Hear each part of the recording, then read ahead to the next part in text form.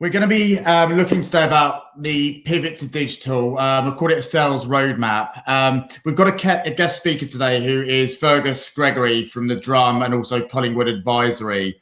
And the way we're running the session today is to try and help you guys get a real feel for how to make this work in your businesses potentially, is to take you through some principles, which I will take you through, as to how to adapt to the digital revenue side of things from live events. And I want to just say that I appreciate that a lot of events are just postponed at the moment. And so this might just be something you need to do in the next 3-4 months, as opposed to a long-term thing. But it's an opportunity for you guys to hopefully continue to make revenue in this time.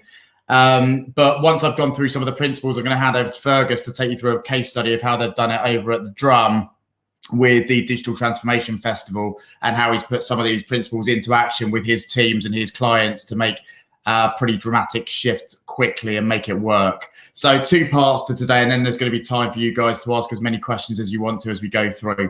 Couple of house rules, couple of things to put out there. Number one, thank you so much for joining. It's our 3rd webinar and we've got over 400 people registered today, which is pretty amazing.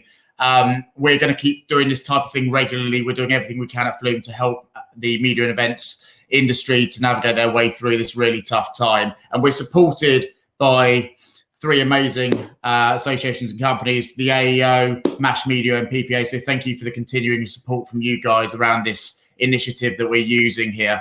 A couple of things on language. I'm aware this is a very sensitive time for everyone, so I'll do my best to be as sensitive as I can. But please believe that even if we use words like opportunities or profits or anything like that, we're here to try and help as much as possible. But I do appreciate and acknowledge you guys are going through a lot more than just the stuff at work.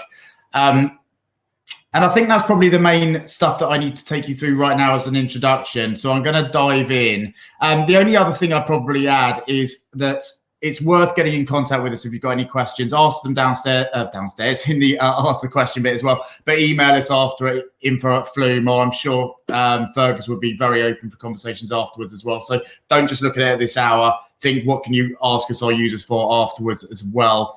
I'd recommend to take some notes as we go through. This will be on demand as well. But really the opportunity here is to think about how can you use some of these principles in your business to help you navigate this really tough time.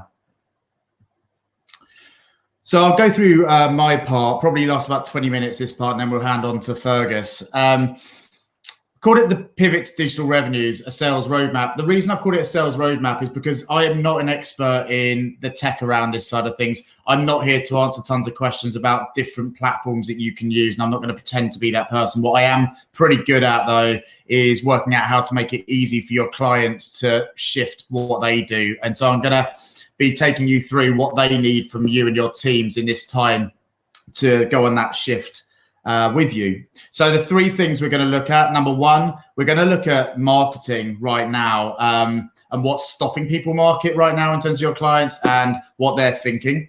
We'll then go into the biggest mistakes you can make in terms of trying to pivot to digital revenues, and then we're going to be having a look at how do you make that pivot easy and give you some rules to follow and put into action in your teams and businesses. So just before I get into that first one, I just want to clarify a point as well here, which might be quite obvious to people, but just in terms of what we're talking about with digital revenues, this is not focused just on virtual events. There's so many different ways of monetizing the digital side of things, and just a selection of them here. So email campaigns, webinars, virtual events, digital advertising, content marketing. We're talking about all of that stuff here. It's almost like platform agnostic is what we're talking about here, but it's a way to get your clients to shift to more of that digital rather than live for the time being. So let's dive in. We always start with this at Flume, but it's so important and couldn't be more important than right now when your clients are going through such a disrupted time. So the biggest mistake that sales teams and companies can make is to look at everything from their own perspective and not the client's. As we'll see today, what's really interesting is that goes for your clients and the audience as well. We'll talk quite a lot about that, but the way to actually get clients to shift what they're spending and where they're focusing is to actually take them out of their own heads and put them into the heads of the audience. And we'll talk about that a lot, this shift in perspective. But for now, we're going to just get you guys into the head of a marketing director or someone who potentially was looking at working with you on an event. And we're going to look at what they're going through. some of the realities. And there's a bit of crossover with what we did last time here in the first webinar, but there's some new stuff here as well in terms of what they're probably thinking about live events versus digital. So the first thing, we mentioned this before, is we've really got to be laser focused on the fact that for your client, we'll call her Sheila, she has probably had a shift in terms of motivation from maybe an ego / esteem motivation, probably all the way down to safety, where she's risk averse and concerned about herself, her role, and what she's doing and what she's going to succeed at and how long she's going to be doing what she's doing. So that's one of the biggest shifts. But then there's a lot of other things going on for her as well, which is, number one, they're focused on getting through the day. They're so focused on what's happening today that it's difficult for them to look forward. And so they kind of feel paralyzed and in the fog. The other thing that's happening with marketing that you might well be seeing, and it won't be with all marketers, but for Sheila, what she's saying is that she's being told in a lot of cases to do everything to cut unnecessary spend. And depending on the forward thinkingness of her business and her bosses and her peers, sometimes marketing is one of the first things to be held back because it's seen as something that actually we can do without in the short term. So she might believe in doing marketing, but her bosses or her peers might not believe in doing marketing. So she's often doing everything to cut the unnecessary spend. And also when they are looking at doing any marketing, often there's a fear of what do we say? How do we interact with the audience? Because the audience aren't going to want us to sell anything to them right now. So actually, is it worth it? For her, traditional measures of success have gone out the window. The normal KPIs her and her sales team and the marketing team are working to have probably completely shifted because audiences aren't engaging in the same way as they used to the approaches they were using. So it's all becoming very unknown. And for her, it's quite possible she's quite bought into the personal experience that comes with live events, what they're used to doing with you. She's kind of in her status quo and thinking, well, if you can't have that, then we shouldn't do anything. On top of that, she's constantly leaning in to look to connect with other people like her and learn what's going to work in a crisis. She's constantly thinking of connecting and learning. And she's probably engaging with digital communities in different ways than ever before. I mean, it's why you guys are here today. You probably wouldn't have been on this webinar 3 months ago or 3-4 weeks ago even, but now the way we're engaging with digital and communities is totally changed on its head, and it's the same for Sheila. So that's kind of probably a stance that she's beginning with in terms of marketing. Now, I want to share with you something that I think is absolutely fascinating. It's kind of the secret to everything in terms of the pivot to digital and getting Sheila comfortable shifting what she's focusing on and what she's doing. So it's a really fascinating piece of research. In fact, there's about 2 or 3 pieces of research annually by a company called Regalix. And it talks about what marketers need to be doing to be successful year on year on year. And 3 things came back that marketers need to be amazing at. And it's worth having these in mind. So we're going to keep coming back to these. And I know Fergus is going to talk about these a little bit as well in a little while. So 3 main things. And the thing I want to have in mind here is a lot of us, when we think about digital, is we think we're selling a new platform, we're selling new tech. But actually, what this shows is they don't care so much about the platform or tech. What they have to focus on is something very different. So from the research that Regalix did of marketers and what they need to be good at, the first thing, 78% said the most important thing for them was understanding the audience buying journey, understanding how the audience behave and how they act. And then the second one, very close, was they need to work out how to influence the audience buying journey, how to get the audience from a static, we can't do anything, through to actually, we might be able to work with you.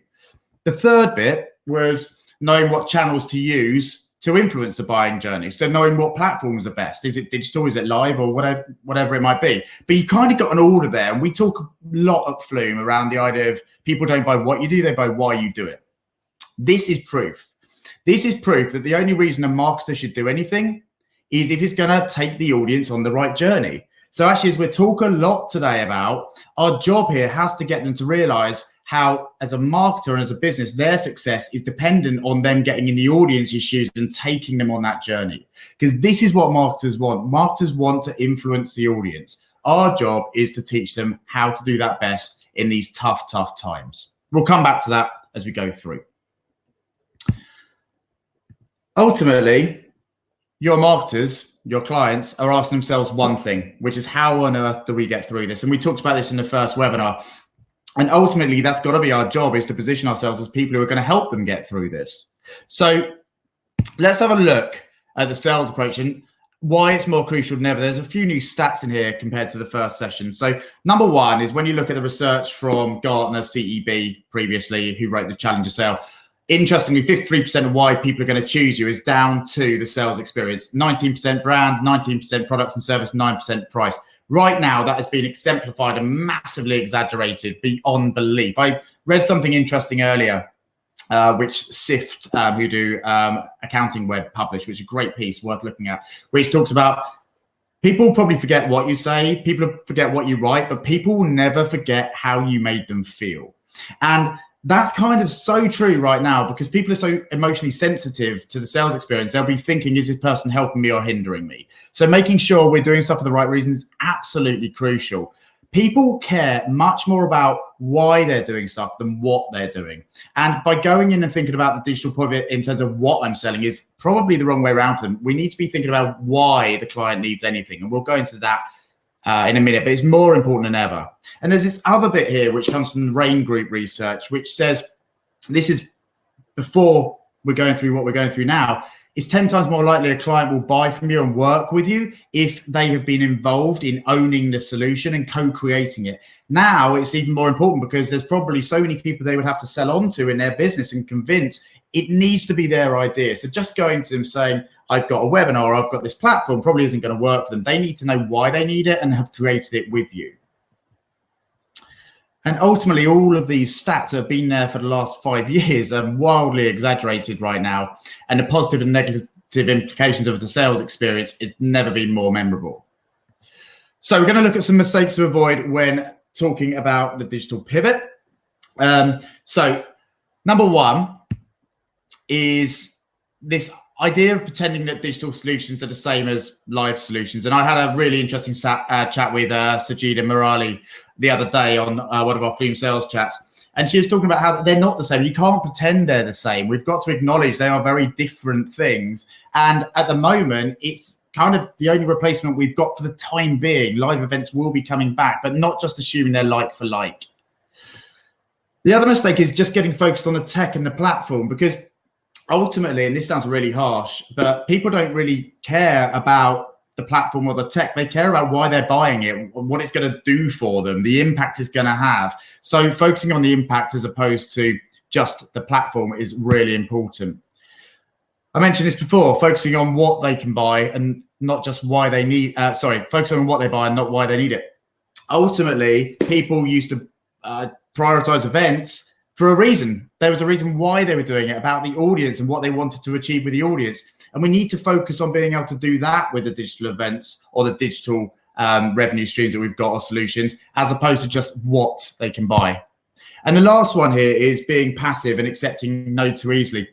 Your clients are in their status quo. They're probably freezing. They're thinking, I don't know what to do. I can't spend any money.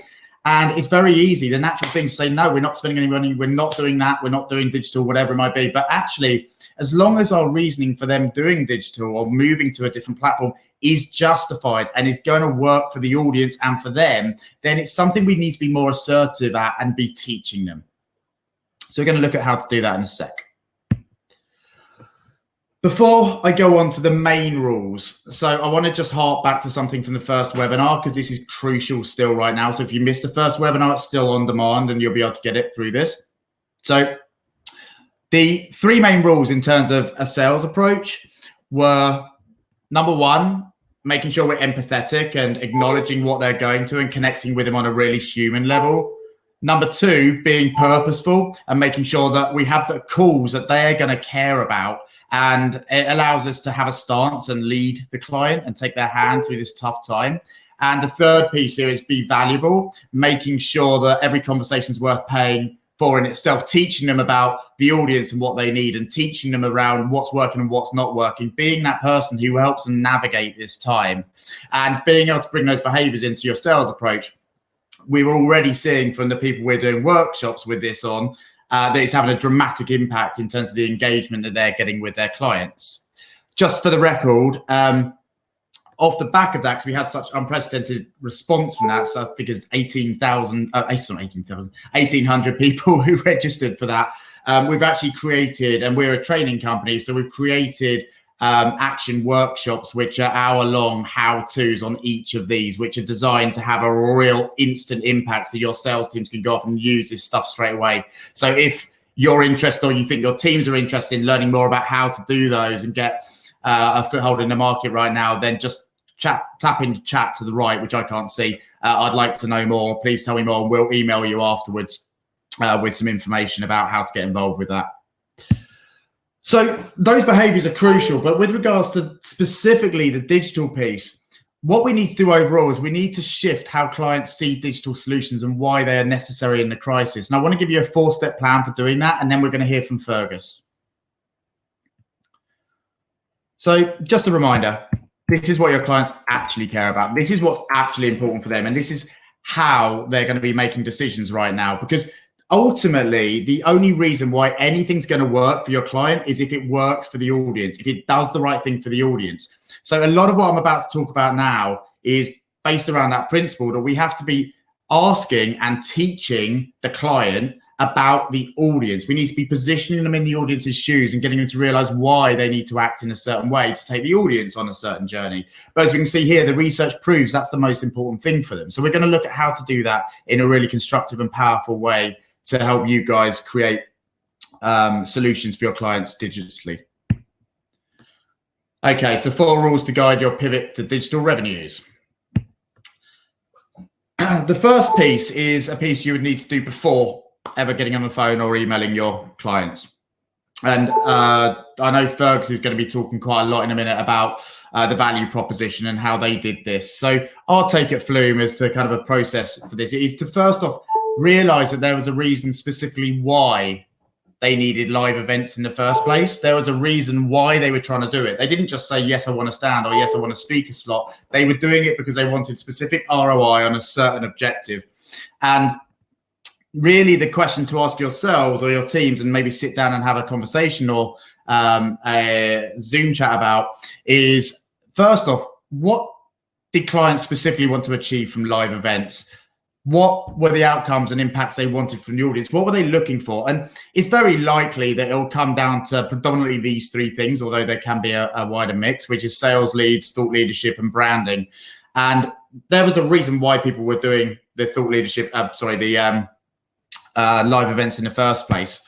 What that then allows you to do is, having those 3 brackets, if you focus on those 3 as an example, is to consider the best platforms and opportunities you either have or can create, which are going to help them achieve these goals. So thinking about, okay, well, what does the audience need right now from us as a provider to help the client get sales leads? What does the audience need right now from us as a provider to help them get better thought leadership? Same with branding. And actually creating and innovating your products around the results your clients need, but also what the audience need from your mechanisms to achieve that.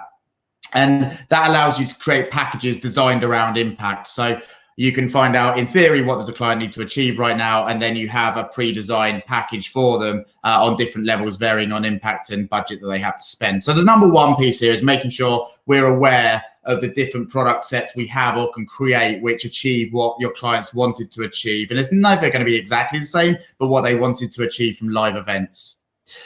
What that then allows us to do, once we've got that in place, is to think about the client conversation. Now, the first piece here, and I talked about it before with Sheila, I think that's what I called her, and I talked about her being stuck in her status quo, in a fog, whatever you want to call it, focused on today, and not being able to see past that, and that kind of paralysis that she has. Now, the first thing we need to realize, and I appreciate a lot of you will be doing this anyway, is that for her to act in any way, she needs to see why to act in a certain way, and she needs to see where she's heading. She needs an end goal.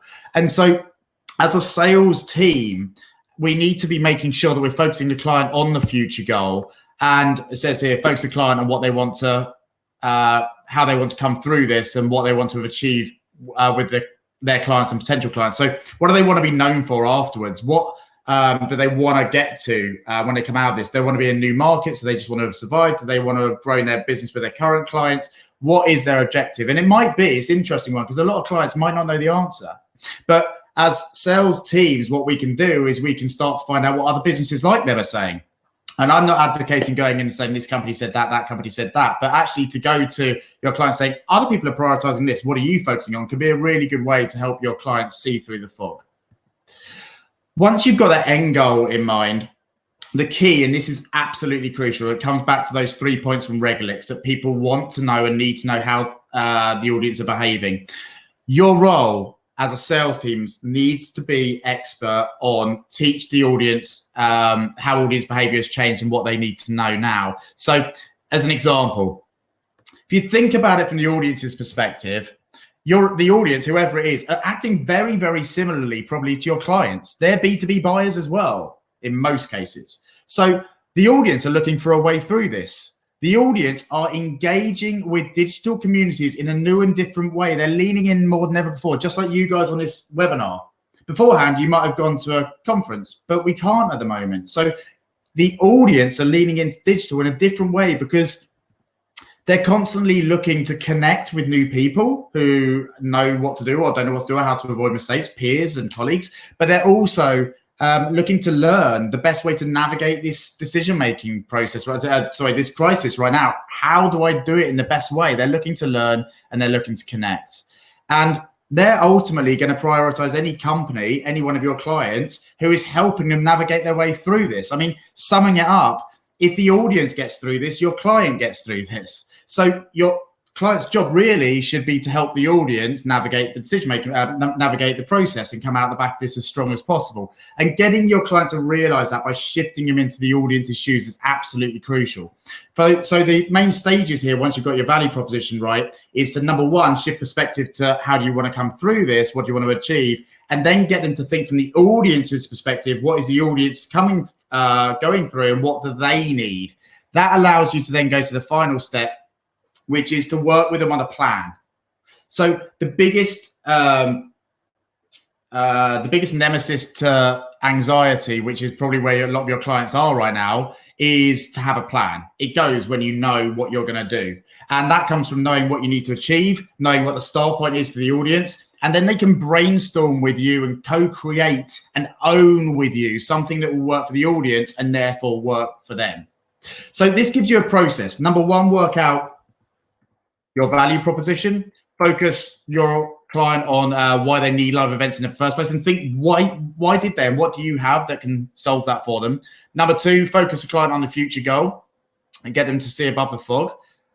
Number three, teach how the audience's behavior has changed and what the audience need right now. And number four, co-create a plan for the audience and your client to get through this.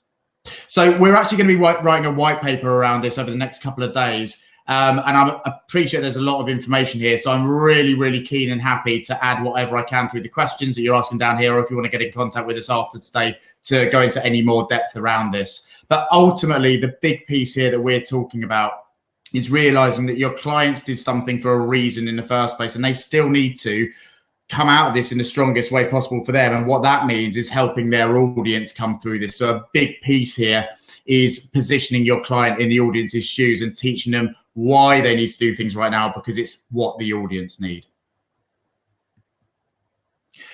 Just before I pass on to Fergus, you probably know this, somebody will do, but we've created a whole COVID-19 response page on Flume, training a ton of resources, including these webinars and blogs and YouTube videos, etc. So if you just type this in, you can get all of that free stuff to help your teams as much as possible, and we'll continue to support as much as we can.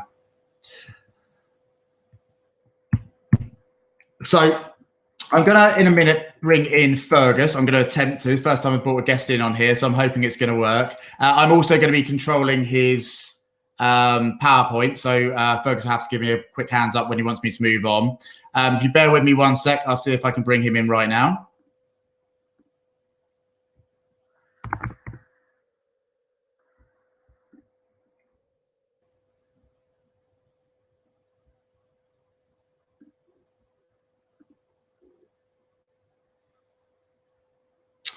Okay. Here he comes.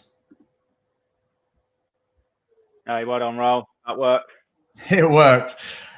So, Fergus, I will control your screen, but guys and girls at home, I'm going to pass over now to Fergus to take you through how he has actioned this at the Drum and what he's learned, what he's gone through, and hopefully give you some ways of putting it into practice in your own businesses. So Fergus from the Drum and Collingwood Advisory, over to you. Who are you? What you done?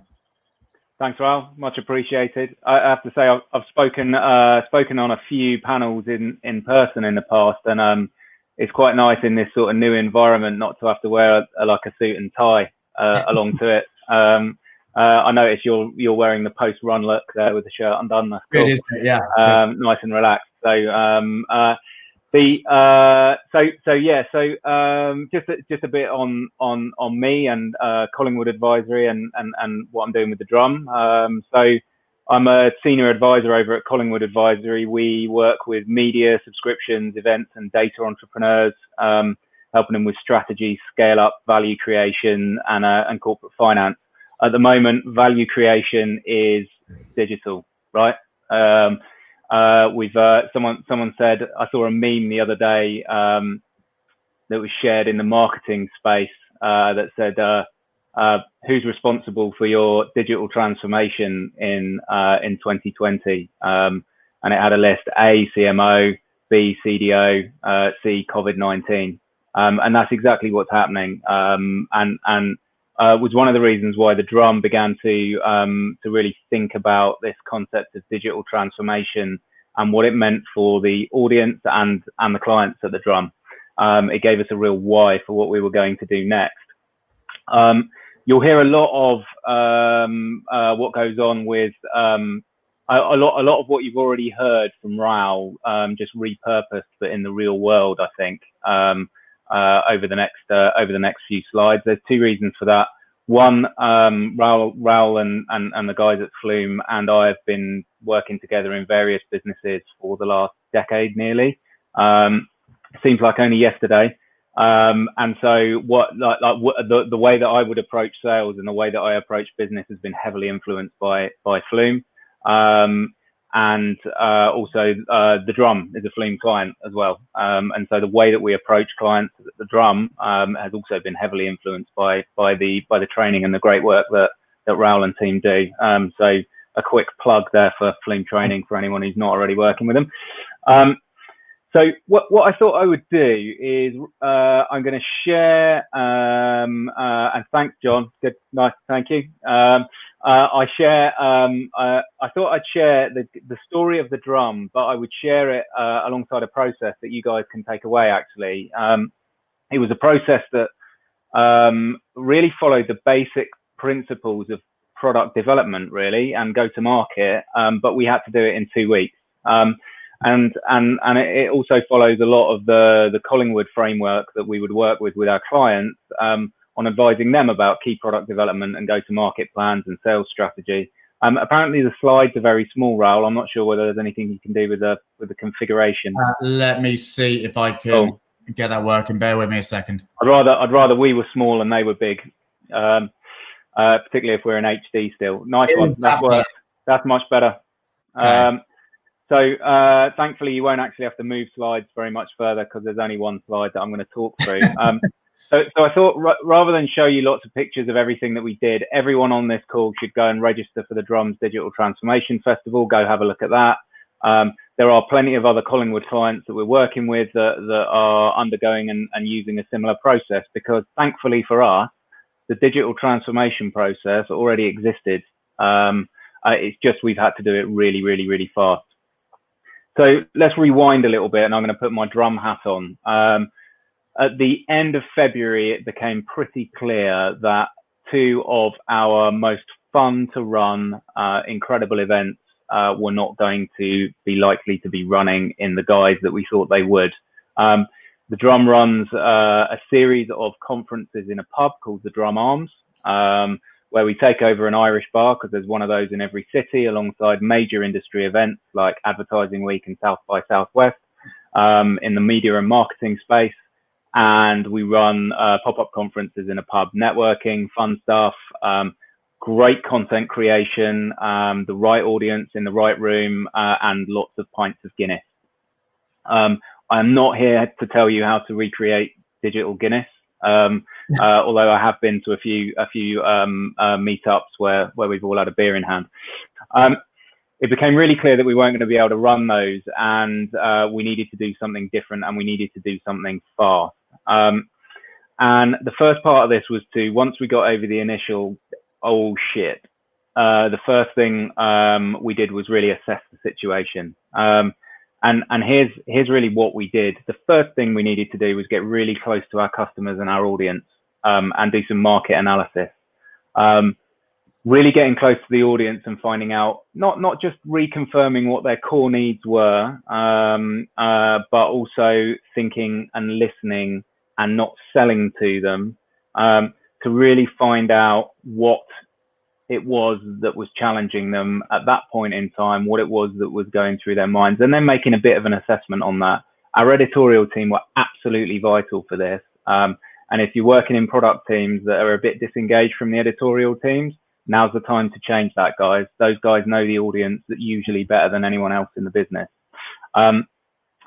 So we listened. The sales team went out and they spoke to clients, and they listened to what clients were saying, and listened and listened and listened. And that's the key. Listen, don't sell. Find out what's going on in their world. Get in their shoes. We then moved on to the phase of identifying solutions based on that feedback. And the key was to create a really, really compelling value proposition. So the first thing to do was to think about and run through the reasons why our existing sponsors, and indeed anyone in the pipeline, was going to be buying into those events in the first place. Okay, why were they going to be attending those events? Why were they going to be sponsoring those events? What were the outcomes? We then needed to test that actually, has that changed? Will those outcomes have changed? What's likely to be a change in need as a result of this? Well, number one is no face-to-face. However, targets aren't going anywhere. People still have to hit targets. So what's the next best thing? What can we create? What can we do? What can we do to support their sales team? What can we do to support those marketers who are being hassled by sales directors, just like I was hassling my marketing director at the time? What are we going to do to get leads in when we've got no events to go to? Once you've got that value proposition, you need to have a think about what the digital solution is going to be for that. So if it's a webinar, what are the key outcomes of that webinar going to be? If it's a digital roundtable, what are the key outcomes of those digital roundtables going to be? If it's digital display advertising, what are the key outcomes that can be delivered by digital display advertising, and so on and so forth? And then map those digital outcomes to the kind of outcomes that the sponsors would have been getting from your event. That gives you a really, really easy bridge for those clients who are used to buying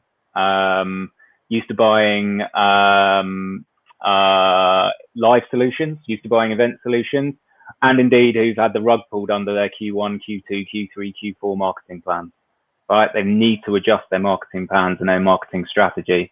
And if they can go back to their next marketing meeting with a bloody good idea of a way to achieve those goals, then they're going to look like heroes.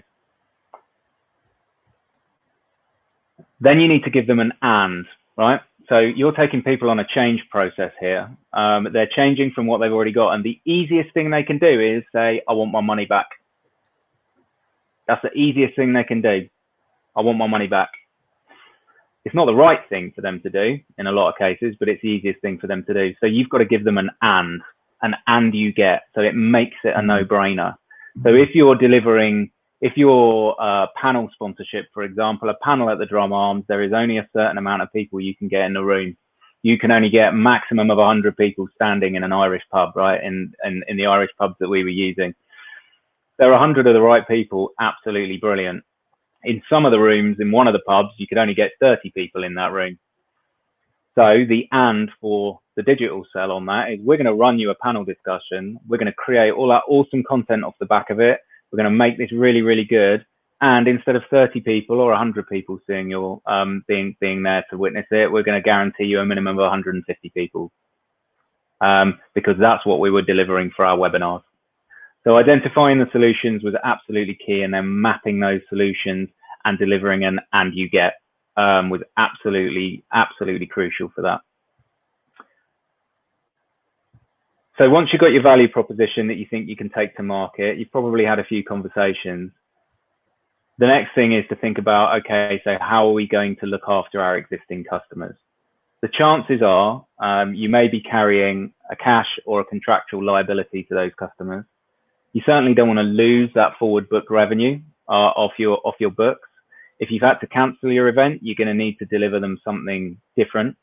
Even if you have postponed your event, you cannot, we don't know that that event is definitely going ahead at this point in time. We don't know whether people are going to attend that event, and your clients can still pull out. Even if they hold on to contractually, they can pull out, right? And so what we've got to do, and what you need to do, is create create digital solutions that show them that you can deliver them value in that sphere. Chances are they're doing digital stuff either with you or elsewhere anyway. You don't necessarily need to sell them on the concept of digital, although some you may do. You've got to demonstrate that you can do it, and that you can do it in a way that works better than anyone else, that is unique to you. And so that's exactly what the Drum did with the Digital Transformation Festival, and the solutions that were pulled inside it was that we managed to go back to the market, and we only lost one sponsor who was already booked in. And the reason we lost that sponsor was that they were a Texas-based agency who were basically running a customer event at our pub that we were running in Texas. So to recreate that online was a bit of an ask. They are coming back. They are going to be doing something a bit later on. But we managed to hold on to all of the revenue other than that. And it was because we went back to our existing customers first, and we created inventory specifically for them. They felt really special about that. We co-created the solutions with them. So we went to them with an idea, and then we co-created those solutions with them. And as Raoul says, you know, you're 10 times more likely to make a decision that you've co-created and stick to that decision. And we delivered the and part, and we delivered it with gusto. At the same time, we also thought about our audience and the value that they were getting as well. And they're our existing customers. We had hundreds of people already signed up to come to a pub. Now, all right, they weren't paying for that, but we'd done a lot of work in getting the right people to be committing to come to the pub. And we didn't have the draw of free beer anymore, which is, you know, a major thing.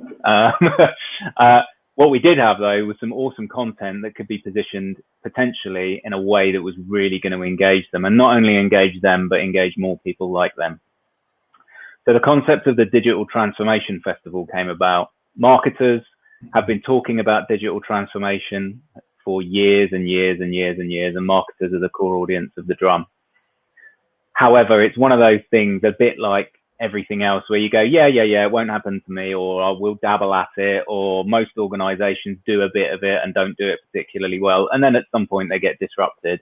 Well, the entire world has just been disrupted. If you are bricks and mortar retail, you've just been disrupted. If you are an airline, you've just been disrupted. If you are anybody, you've just been disrupted. We're all sat on a webinar, for crying out loud. We should be, at this point in time, on a Wednesday afternoon at the pub with our clients, right? We're not there. We're on a webinar learning about all this stuff. And so we've all been disrupted. So the concept of digital disruption suddenly came to the fore, and the Drum's purpose of marketing can change the world. We believed that we needed to be doing something that didn't just replace the conference that we weren't running, that actually helped people, help marketers to make better decisions when they needed to make those decisions. And therefore, everything we did pivoted to focus on the concept of digital transformation in marketing. We also took into account that these marketers who were having to create digital transformation programs and change everything that they were doing on the fly were likely to be pretty busy, even if they were working from home. And so rather than running this as a 2 or 3 or 4 day digital event and just swapping it out, we decided actually what we wanted was as many people as possible to benefit from this great content. We wanted them to register, of course. We wanted our sponsors to get what they needed. But we could deliver that far better by doing it over a period of 6 weeks and calling it a festival rather than delivering it over 4 days and cramming the same amount of content into those 4 days. Don't get me wrong, we still did a launch week, and that launch week was crammed full of content, great content. But we didn't do it all live, and we made sure it was all on demand. And then we kept going back to the audience with the content that worked and repositioning it in front of them. That drove up engagement with it. And I'll come on to an example in a moment. But it also allowed people to consume that content and engage with that content when it was suitable for them to do so, which meant that people could attend more sessions than maybe if you had a programmed live event that then just disappeared. So we positioned it at it. It was also something we wanted to prove the point to all those live exhibition organizers out there that as a publishing platform, we understood the realms of digital, and the concept of normal time doesn't work in a global digital platform. So we wanted to create something that was almost always on for 6 weeks. We're 3 weeks into it, guys, by the way, so there's still loads more to go. We then went about our new business attack plan. And our new business attack plan started with some new business attacking us. So we made the announcement on LinkedIn that we were going to be doing this. And almost overnight, we had companies that we'd been trying to get in with for a long time come contact us and go, this sounds interesting, guys. This is different. This is new. Let's talk. And so we started some conversations there, and we ended up with, as well as holding on to all the sponsors bar one, so far we've delivered at least another 5 or 6 sponsors on top of that, and we've got many more in the pipeline who are due to come online in the next 3 weeks. One of those sponsors being BBC Global News, which was fantastic to have them come on board. They came to us and said, we want to be part of the digital transformation conversation. How can we be part of the digital transformation conversation? James and the sponsorship team did amazing stuff and managed to convert them into a paying sponsor. They did a panel discussion with us. Normally we would expect, even for a webinar, to get 150 registrations. We capped out on 900 for that particular one. So hugely important. It was talking about COVID. It was of the moment, and in the right format to really deliver them. And BBC News have gone away with a huge amount. BBC News Global, who take advertising, have gone away with a huge amount of leads. So the new business attack plan really formulated around 2 things. First off, we took some incoming. We then went hard on the events. So those bigger, slower live events businesses that we knew didn't necessarily have the digital chops that we had, or the relationships, or the credibility that we had in the digital space. We basically selected 3 or 4 events, and we listed all of their exhibitors from last year and any that they had listed from this year. And we picked a common enemy and we went for them. This was before, and this started before everything got shut down and people started cancelling events for the entire year, like Cannes Lions have cancelled October. This was before all of that happened. We thought there's going to be a problem with people signing off live events, so let's go hoover up their budgets for digital. And so that's exactly what we did. And it ended up getting us in conversations with lots of organizations who traditionally either saw us as an events business or didn't see us as anything at all. And it opened up loads of conversations, and the amount of new logos that got added as part of that process were key. We were able to do that because we had some really good case studies from our existing customers who we'd already delivered the digital value for. And that's why it's so important to look after your existing customers first. Look after them, then go attack the new business and charge the new business, rate card. Keep your existing customers happy, and use them as a case study.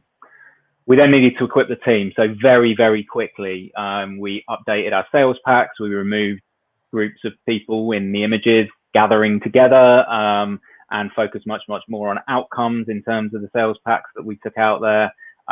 We quickly built some case studies, and actually it started with war stories, really. So what digital war stories did we already have in the business that we could then basically use to help convince people and showcase what we really could and already were delivering digitally anyway. And then we met regularly. So the core team met on, to start with, almost a daily basis to review and refine the proposition, figure out what was going on, what objections were we getting, where were we making hay, what types of businesses were buying, what types of businesses were saying we are not spending any money for the next quarter no matter what you do, what types of businesses were saying we are spending money and we're going with this. And then we focused the team on those sorts of areas. And this is a process that's played out across many different clients, as well as the drum in real time.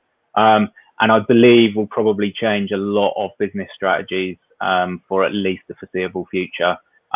Even when you do have live event propositions, the more digital value that you can attach to those live event propositions, and the more you can build engagement in the run up to those events and post those events, the more value your sponsors will see, the more likely they're going to be to spend their bigger digital budgets with you, because the chances are events budgets are going to take a hit in the next 12 to 15 months. Fergus, thank you very, very much. I'd love you to stay online for a minute. I think you've got a relatively hard stop. Is that right, at 3 o'clock? Yes, yeah, I can probably go 5 minutes in though.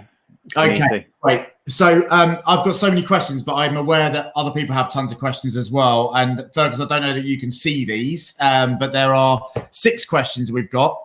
My approach is to read these out and probably say, Fergus, can you answer these? And thanks. and then I'll add if I can. But I think what's going to be quite useful for people is kind of real experience where possible. But with these guys and girls at home, what I can't guarantee is we'll answer all of them. If there's some that we can't answer, we're not going to pretend. So we will come back to you on them afterwards. So let me read these out. Fergus, we'll start with the first question here. So this is from Emily Porter. We arrange a series of 16 annual conferences, which are content-led with very senior speakers and attendees. The main driver for attendance across the board, though, is networking. This is in the form of structured meetings, but also incidental ad hoc meetings where the real value often lies. I can't see any way to replicate this virtually, so any ideas, help will be gratefully received. Thanks in advance. Do you have any views on that with regards to the ad hoc meetings and the networking stuff, and any ways of trying to replicate that you've tried at the Drum or seen other people use? Yeah, I do have some views on this one, and actually, I mean, this sort of takes me back to days when I was sort of on digital platforms selling against conferences as well, and indeed organising our own conferences and thinking about the value proposition. First off, whilst networking is absolutely a key value driver at conferences, if it's the only value driver, why bother with the content at the conference in the first place?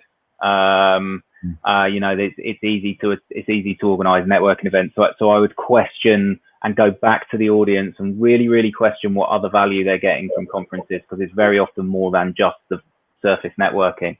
But networking is a key value proposition.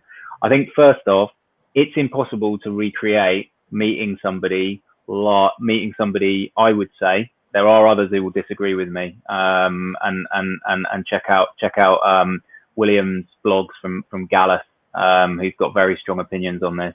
But I think it's impossible to recreate the exact experience of meeting a person in the flesh online, because it's different. It is different.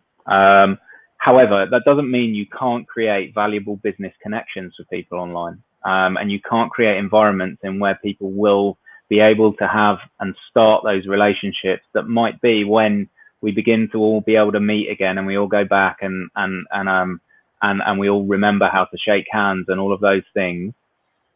Those connections that are made online, that shared experience of what it was like in the early days, which we are in, of a virtual world where everyone has to meet virtually, those will be great discussion points for when we can meet again. So how do you create a road and a hybrid model which basically allows people to create those initial connections? There are a few ways you can do that. Digital roundtables I've seen used really well to this effect. So 5 to 10 people on a Zoom call around a specific subject area that they get to talk about.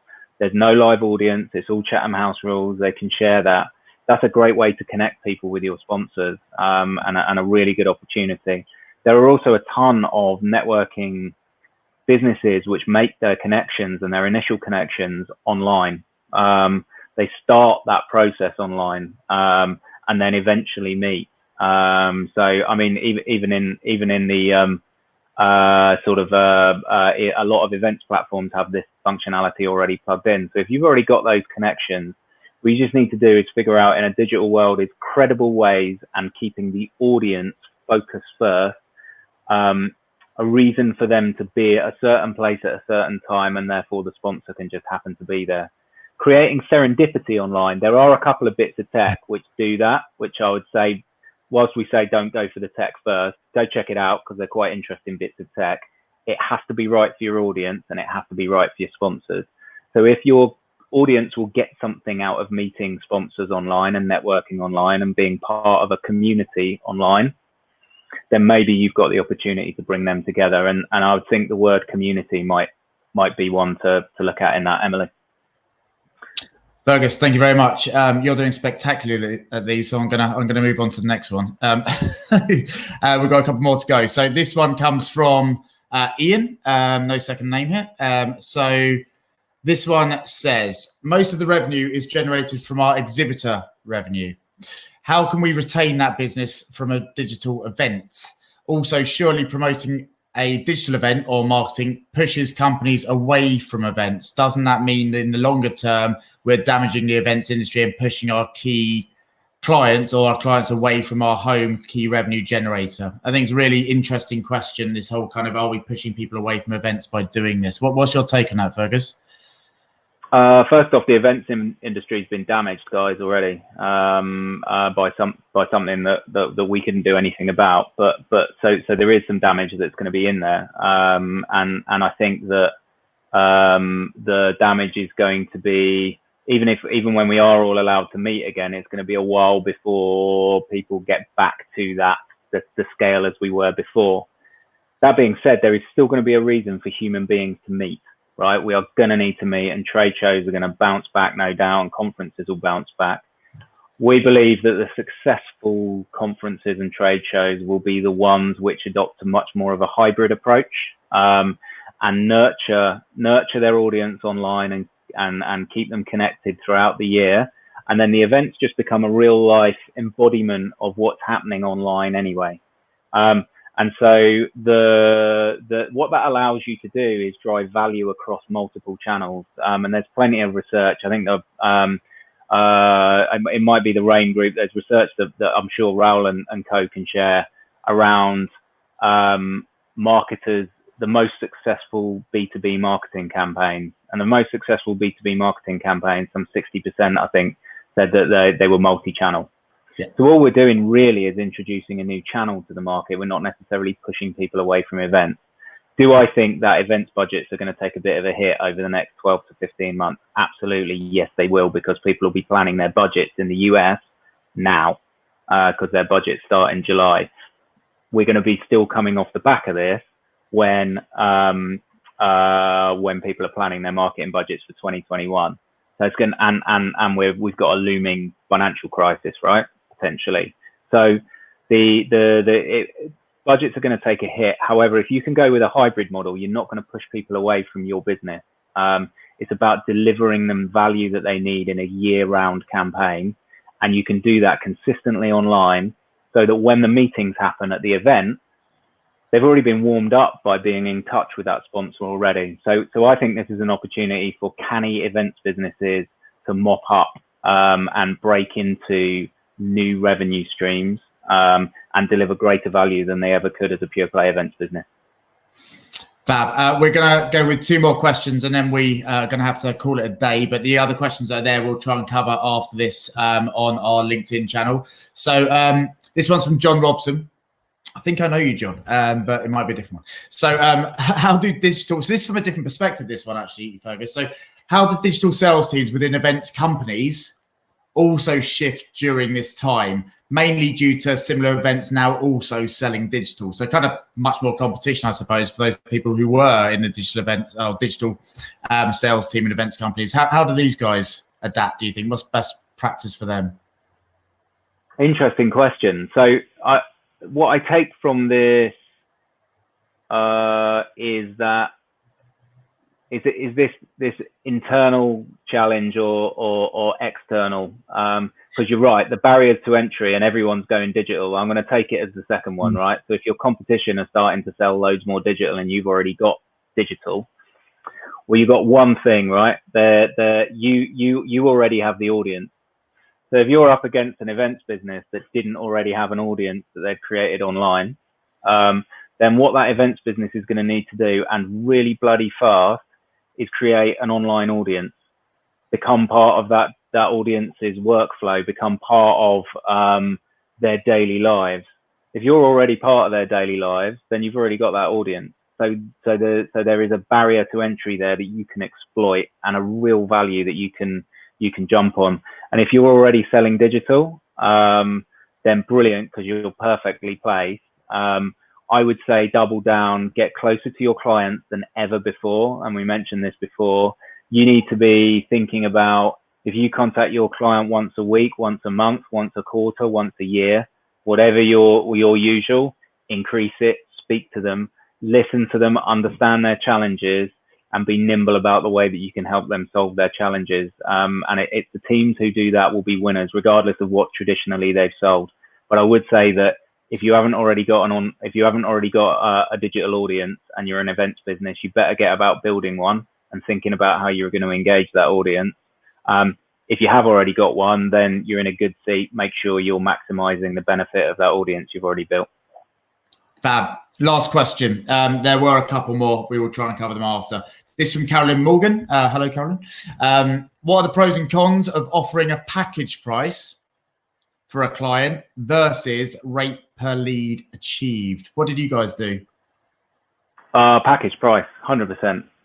But that is because we do. So actually, I work with some businesses, and the Drum does have some nascent CPL models, so cost per lead models. It's a good way of working out the value that you're creating. The challenge with cost per lead is you only get the money once you deliver. And I don't know many events that are based on a CPL basis. Deliver what you are used to being, you are used to delivering. So if your company is geared up 100% to deliver cost per lead, performance, lead gen, and those sorts of things, double down on it and see whether you see what you can grow on. If you're geared up to deliver package pricing, go deliver package pricing, but be very clear on the outcomes. And the outcomes of a digital campaign do not have to be leads. Right? That's only one area that you can deliver on. You can deliver. Lots of people do events for reach. Lots of people do events because it's the opportunity to get their CEO to talk on a stage in front of a relevant audience. None of that relates to leads. So you don't have to bring everything back to leads.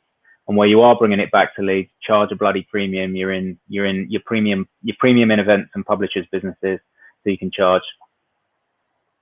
Fab. Fergus, we're going to have to call it a wrap there. Thank you so much to everyone for listening. Thank you so much also to the AEO, MASH Media and PPA who are supporting this initiative. I think it's been really useful today to hear from Fergus and get a real live case study. And Fergus, I'm assuming you're comfortable with people getting in contact with you following this if they've got any questions or want advice? Certainly am. I'm happy for you to, there'll be a follow-up email, and there should be a piece from Collingwood on there about digital pivot, and my contact details at the foot of that. Great stuff. And Flume, we are committed to helping you guys as much as possible. You'll see here we've got the COVID-19 response page on our website, and there's tons of free resources on there, including videos, the webinars on demand, and also these chats, etc., that we're doing over weeks with the experts in the industry to find out what's working and what's not, and share best practice to help you guys try and navigate these times. Just a final piece, which is that we have created these action workshops, which if your teams want to go into a deep dive how-to around the empathy, purpose, and also the be valuable piece that we talked about in webinar 1. They're 1 hour workshops. They're £25 each. They're incredibly valuable, and they're created to have a massive impact for people immediately. So if you're interested, just chat on the right saying, I want information, and we'll get some stuff out to you. It's been a pleasure here being with Fergus today. So thank you very, very much, Fergus, again. Thank you. Thanks for having me. Here, that's great. And have a great week. Stay safe, stay productive, and we'll see you very soon. Cheers, guys.